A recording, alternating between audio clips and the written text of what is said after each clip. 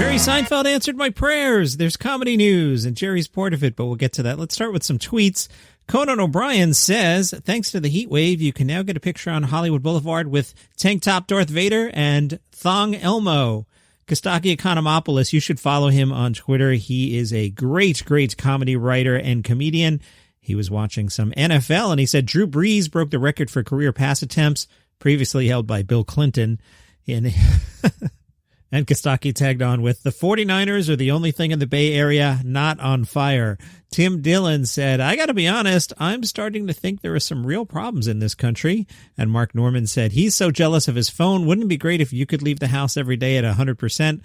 Larry the Cable Guy, what a career I've had. Clubs to theaters, to arenas, to a stadium, to TV, to movies, back to arenas, then theaters, and now tweeting my act from a recliner on a Friday night watching a high school football rerun.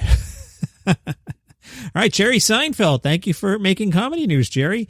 This from the New York Daily News. The former sitcom star, is that how we're describing Jerry? Like, you know, he's done other things. That sitcom's been over for 25, 30 years. Remember Jerry Seinfeld? He had like a sitcom in the 90s. So whatever happened to that guy? He took the stage at Chelsea's Gotham Comedy Club, a great club, alongside Chuck Schumer, who loves to be in the Sunday press. See, you guys that think I just bashed Trump, Chuck Schumer, Democratic senator from New York, loves to find things that like nobody could possibly be against. And he comes out every Sunday on TV and he does a speech about it. So this week, who could possibly be against the Save Our Stages Act, a measure that would provide $10 billion in coronavirus relief grants for live entertainment venues across the country? And they announced this at Gotham Comedy Club with Jerry Seinfeld, a $10 billion deal.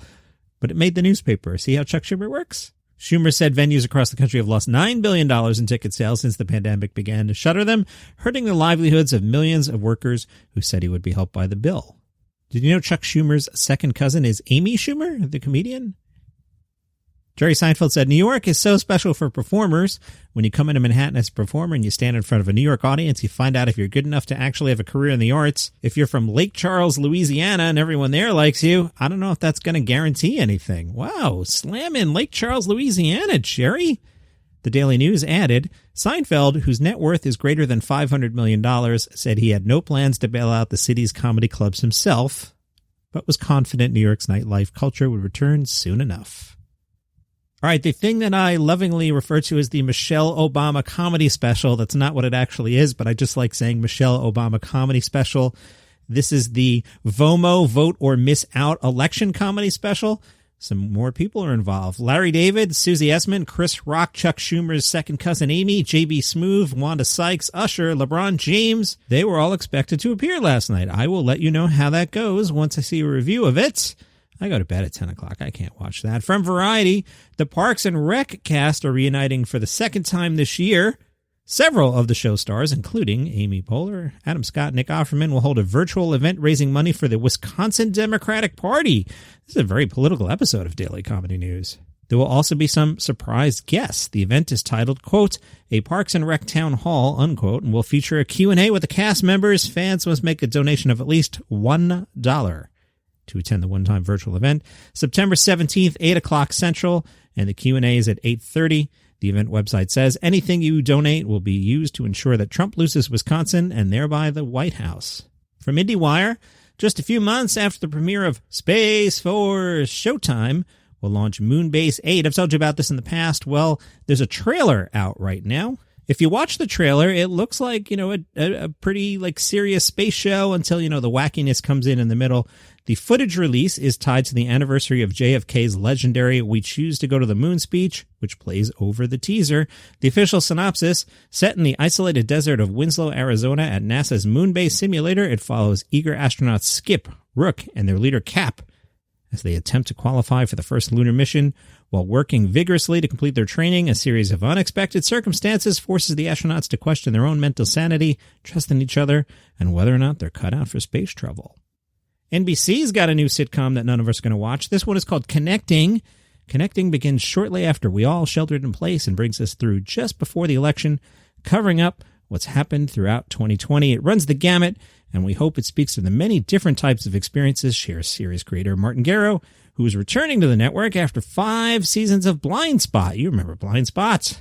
He says, we want people to feel acknowledged and have their experiences represented in television in a cathartic way. The series was safely shot while the actors and crew were in their homes and will be one of the few new programs on broadcast TV this fall. October 1st, connecting on NBC. Nah. And from the Las Vegas Review-Journal, Andrew Dice Clay is selling his house, but he himself spoke about the house. He says, I'm not doing an impression here, it has that Vegas feel. It has a step-down living room, step-down dining room, and step-down bar, where we had a blast there all these years. I always loved those big one-level homes. We had parties all there with my friends in Vegas, Chris Angel, Tom Green, and Wayne Newton. Michael Imperioli from The Sopranos would come over when he was in town. Imagine that. You're there. It's Dice, Michael Imperioli, Wayne Newton, Tom Green, Chris Angel. That's a crew. We hung out after my shows late at night. It was a great hang and a party place. It has that big open hangout where the bar is and a giant pool. We had so much fun there. I went through 2 wives and a fiance living there. Clay said he renovated the home and put in new plumbing, floors, carpeting, granite in the kitchen while keeping the Vegas feel. He says, I like the jacuzzi tub in the bathroom. I went top of the line. That would be $20,000 today. It lights up and turns colors and the jets come from below. You can get your back massaged in it. Thanks, Dice. That's your comedy news for today. Hey, follow the show on Spotify or subscribe on Apple Podcasts or Google Podcasts.